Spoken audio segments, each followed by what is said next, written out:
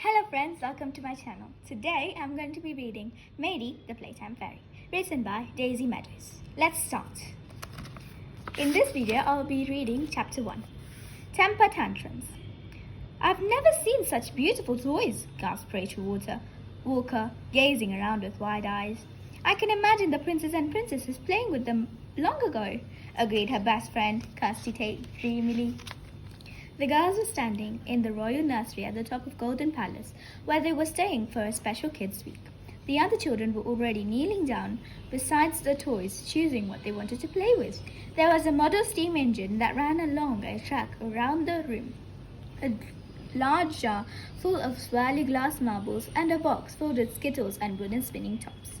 Pretty china dolls sat on low shelves beside plum teddy bears, and balls of every size and color rolled around their feet.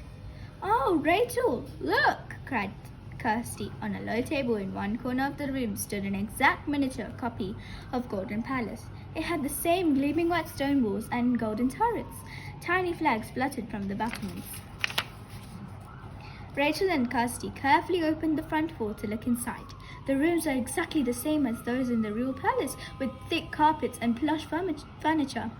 There were dolls dressed in royal robes, as well as maids and butlers. "This must be the princess," said Rachel, picking up a tiny girl doll with flowing golden hair and a sparkling tiara. "She reminds me of Lizzie, the sweet treats fairy," whispered Kirsty. The girls smiled at each other, thinking about their wonderful secret. They were good friends of fairies, and often had magical adventures in fairyland.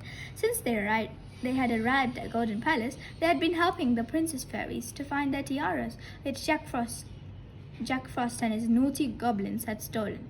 Suddenly there was a shout from one of the other children. When Rachel and Kirsty turned around, they saw Katie and Maya each holding onto one arm of a china doll. "This one's mine!" Katie shouted. "Let go!" Mia shouted back. "I was playing with her first." Nearby, Arthur and Victoria were squabbling around over a game of marbles. An argument had broken out between the children, playing skittles, and one young boy was almost in tears because the older children wouldn't let him play with the train. Kirsty and Rachel exchanged a worried glance. "This is because Princess Mady has lost her magical tiara," Kirsty whispered. The princess fairies needed their tiaras to ensure that everyone in both the human and fairy worlds had a happy and magical time. Mady was the playtime fairy. Without her tiara, no one can play games properly. Jack Frost had taken the tiaras into the human world, but Queen Titania had cast a spell so that they would be sent to Golden Palace, where Kirsty and Rachel could help to find them. So far, they had tracked down 5 of the tiaras. They need to find Mady's tiara quickly. "We need to find Mady's tiara quickly," said Kirsty, looking around the nursery at the bickering, unhappy children. "All we can do is keep our eyes open for clues," said Rachel. "Come on, let's try one of these old-fashioned games." Kirsty picked up a strangely shaped wooden toy. It looked like a cup with a ball attached to it by a string. The girls soon realized that they had to try to catch the ball in the cup. "Let's take it in turns," said Rachel. "I'll go first."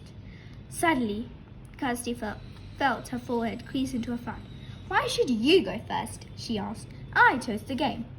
Rachel didn't reply, but she frowned as well. She swung the ball and tried to catch it in the cup, but missed completely. "That was your fault," she snapped. "You distracted me."